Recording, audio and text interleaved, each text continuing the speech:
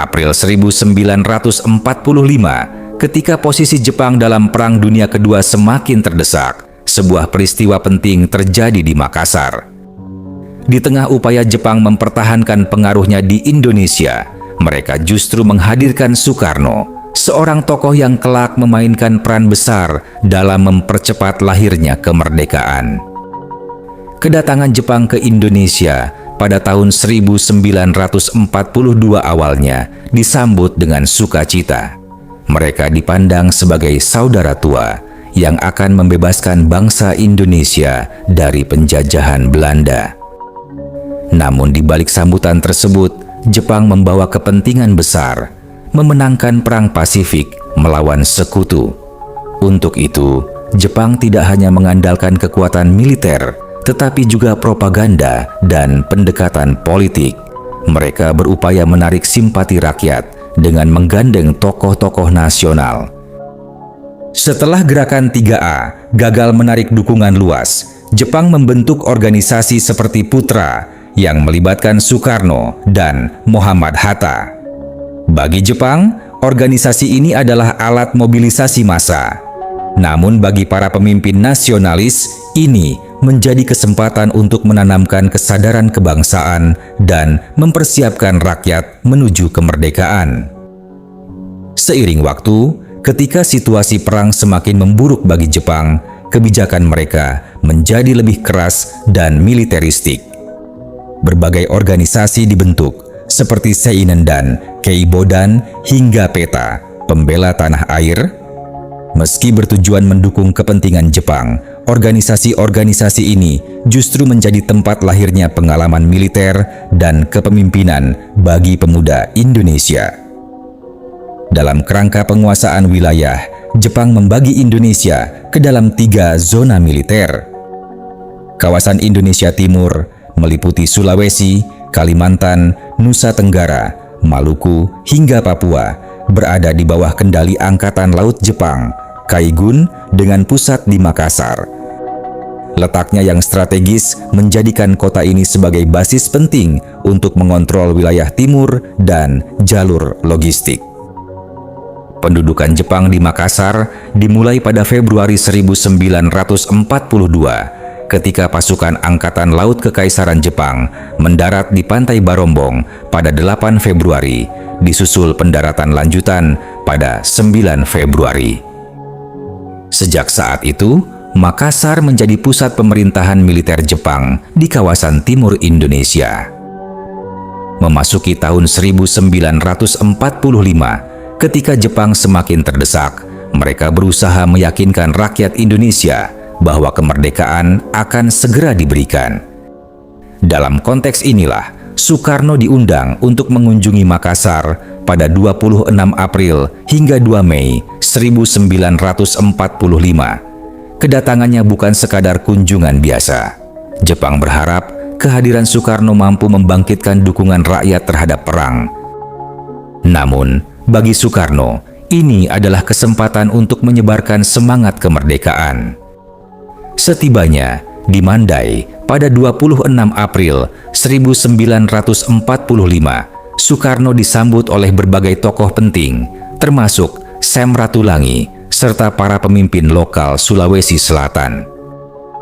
Selama berada di Makassar, ia aktif menjalin komunikasi dengan berbagai kalangan, mulai dari pejabat Jepang, tokoh agama, hingga para raja. Ia bertemu dengan pejabat militer Jepang, termasuk wali kota Makassar saat itu, Gunta Yamasaki, serta wakilnya dari kalangan pribumi, Najamuddin Daeng Malewa. Soekarno juga berdialog dengan alim ulama dari organisasi seperti NU dan Muhammadiyah, serta para raja di Sulawesi Selatan, di antaranya Andi Mapanyuki dan Lanto Daeng Pasewang. Dalam sela kunjungan, Soekarno juga berziarah ke makam Pangeran Diponegoro, sebuah simbol penghormatan terhadap perjuangan masa lalu. Momen penting lainnya terjadi pada 29 April 1945 ketika pihak Jepang menyerahkan bendera merah putih kepada Andi Mapanyuki. Sejak saat itu, bendera merah putih mulai dikibarkan berdampingan dengan bendera Jepang, Hinomaru, sebuah simbol politik yang syarat makna. Soekarno juga menghadiri pawai yang melibatkan berbagai organisasi bentukan Jepang di Sulawesi Selatan, seperti Heiho, Asahi, Arabizin, Indozin, Wako Kyokai, Zoji Seinendan, serta sejumlah organisasi lainnya. Soekarno juga menghadiri rapat akbar di lapangan Karebosi. Di hadapan rakyat Makassar, ia menyampaikan pidato yang membakar semangat. Ia menegaskan bahwa perjuangan membantu Jepang dan upaya mempersiapkan kemerdekaan adalah dua hal yang saling berkaitan. Sebuah strategi retoris yang cerdas di tengah pengawasan ketat Jepang.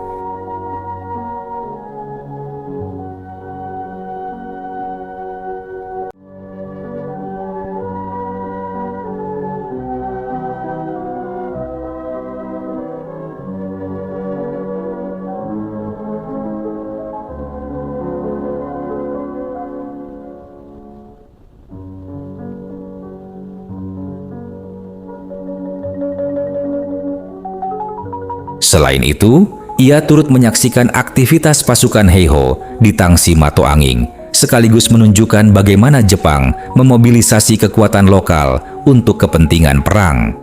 Kunjungan ini juga dimanfaatkan untuk membahas keterwakilan Sulawesi Selatan dalam BPUPKI. Meski tidak ada wakil dari wilayah ini dalam badan tersebut, beberapa tokohnya kemudian dilibatkan dalam PPKI, seperti Sam Ratulangi dan Andi Pangerang Petarani. Setelah menjalani rangkaian kegiatan selama sepekan, Soekarno meninggalkan Makassar pada 2 Mei 1945. Kunjungan ini bahkan didokumentasikan oleh Nippon Eigasha sebagai bahan propaganda Jepang. Namun, di balik kepentingan propaganda tersebut, dampaknya justru melampaui harapan Jepang. Nama Soekarno semakin dikenal luas di Sulawesi Selatan dan semangat nasionalisme rakyat kian menguat. Hubungan antara Soekarno dan para raja di Sulawesi Selatan pun semakin erat. Kelak, kerajaan-kerajaan seperti Bone, Gowa, dan Luwu menyatakan kesediaannya bergabung dengan Republik Indonesia. Ironisnya, di tengah upaya Jepang mempertahankan kekuasaannya, justru disitulah benih kemerdekaan tumbuh semakin kuat. Makassar 1945 menjadi bukti bahwa propaganda dapat diarahkan, tetapi semangat kemerdekaan sekali menyala tak lagi bisa dibendung.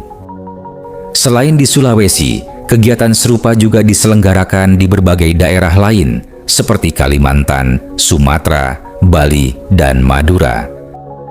Setibanya di Jakarta, Soekarno menyampaikan pidato secara lengkap yang kemudian direkam oleh pemerintah Jepang untuk kepentingan propaganda.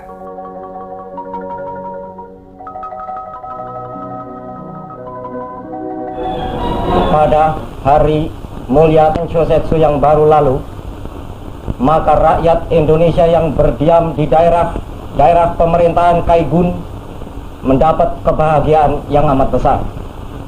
Pada hari itu diperkenankanlah berkibar bendera kebangsaan kita Sang Merah Putih, dinyanyikan lagu Indonesia Raya, serta ditambah kesempatan bagi penduduk di sana untuk ikut campur mengambil bagian di dalam pemerintahan negeri.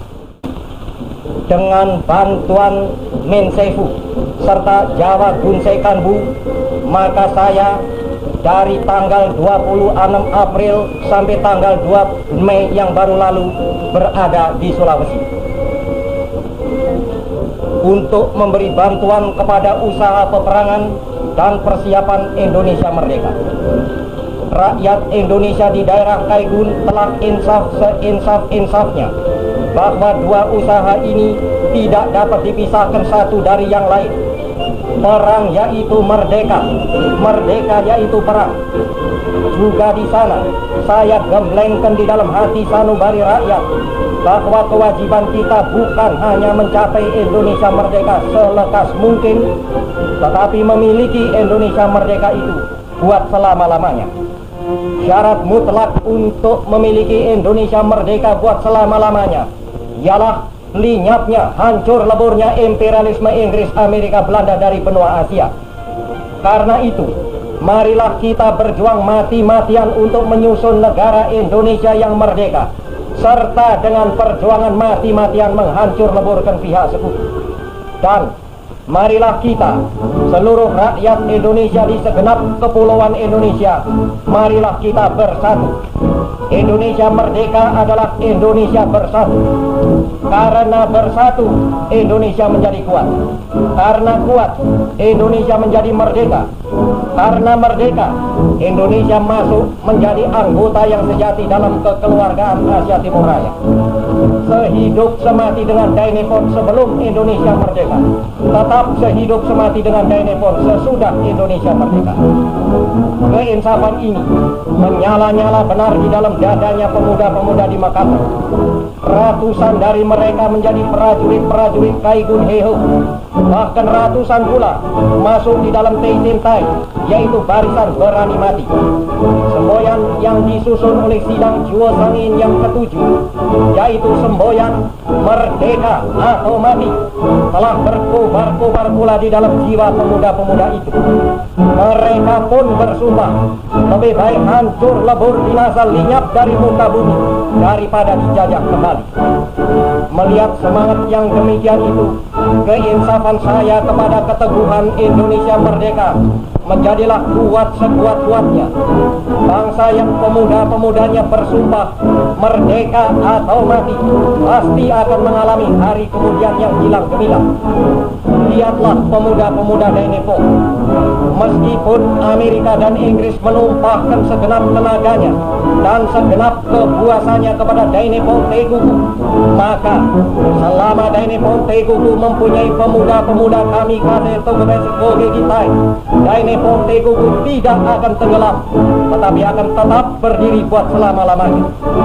Demikian pula, jikalau Indonesia mempunyai pemuda-pemuda yang berjiwa, lebih baik mati daripada tidak merdeka, lebih baik hancur lebur binasa daripada dijajah lagi, maka Indonesia pun akan hidup, akan tetap berdiri buat selama-lamanya.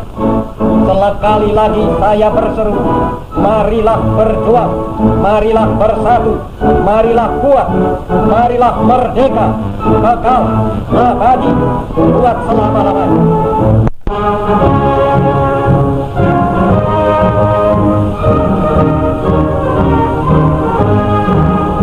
Indonesia tanah airku, tanahku saudaraku.